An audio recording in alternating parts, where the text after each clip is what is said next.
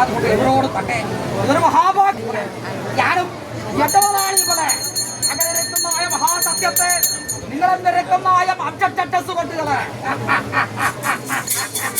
നോക്കിക്കാണുവാൻ പ്രാപ്തമായിരിക്കുന്ന രീതികളെ വീണ്ടും ഇങ്ങനെ ഇരിക്കുന്നതായ ഈ ഇരുണ്ട നാട്ടിനകത്ത് വീണ്ടും ഒന്ന് പ്രത്യക്ഷഫലമായി കണ്ടിരിക്കുന്നതായ ശുഭമുഹൂർത്തം തന്നെ ഇങ്ങനെ ഇദ്ദേഹം ഞങ്ങളോട് തുള്ളിക്കഴിച്ചു പോരുവാറായിട്ട് അഞ്ഞേറുകളോ പൊന്നേറുകളോ സാധിക്കാറുള്ളതോ സാധിച്ചതോ ജയിച്ചതോ ആയിരിക്കുന്ന അനുഭവങ്ങൾ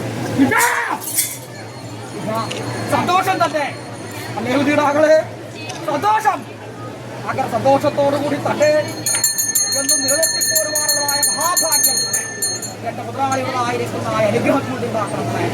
അങ്ങനെ എന്റെ മുതലാളികളായ പാക്കുളത്തികൾ തന്നെ നീരാടി പോരുവാനുള്ളതായ മഹാഭാഗ്യം എന്റെ ആരാധന കലിയുഗമാണിത്. കലിക്ക് മുൻതൂക്കമായിരിക്കുന്നതായ കാലനേരമാണിത്. ദൈവീകത്വം നാസ്തികത്വമായിട്ട് കരുതിപ്പോരുന്നതായ ഒരു യുഗപ്പകർച്ചയാണ്. അവിടെ എല്ലാം നാസ്തികമായിട്ട് ഭവിക്കുന്നത്. താമസഭാവത്തിനും എതിർക്കേണ്ടതുണ്ട്. അങ്ങനെയാണ് എൻ്റെ കാര്യക്കാരൻ ആസപുരത്തിനകത്ത് നിറഞ്ഞു പോകുന്നത്.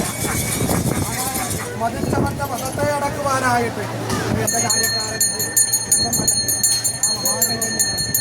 നിങ്ങൾ കൊണ്ടാടിയതുപോലെ കൊണ്ടാടിയാൽ വരണ്ടിയും ദൈവം എന്ന് കിട്ടിയതുപോലെ നിങ്ങളുടെ പ്രാർത്ഥന, നിങ്ങളുടെ ആരാധന അത് ആ മഹാശക്തികൾക്ക് ഏറ്റവും നഗ്നമായിരിക്കുന്ന കരുത്ത് ആ കരുത്ത് നിങ്ങൾക്ക് അനുകൂലമായിട്ട് ഭരിക്കും. മതിയല്ലോ. എൻ്റെ കാര്യക്കാരൻ ചൊല്ലിയതിനെ കേട്ടിട്ട് വിലക്കിയതിനെ ഒഴിഞ്ഞിട്ട് നന്മയാകുന്ന വഴിയെ തന്നെ ഭക്തന്മാരുടെ ആശ്രയം